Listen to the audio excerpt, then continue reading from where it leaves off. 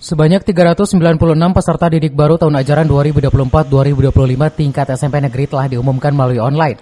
Pengumuman tersebut merupakan hasil dari 5 jalur sesuai aturan Kemendiknas. Hal ini terlihat di SMP Negeri 1 Ciomas, Kecamatan Ciomas, Kabupaten Bogor. Selasa pagi, panitia PPDB SMP Negeri 1 Ciomas mencek para peserta yang keterima sesuai kuota 11 rombongan belajar, sebanyak 396.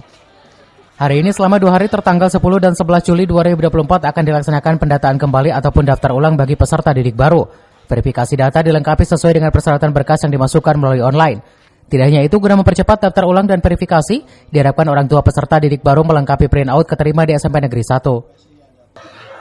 Yang sudah diterima nanti di sistem itu daftar ulang atau pendataan itu tanggal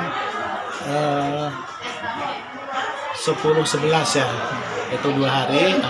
Mudah-mudahan dalam jangka waktu yang 2 hari itu masyarakat atau orang tua sudah bisa menyelesaikan kewajibannya untuk daftar ulang.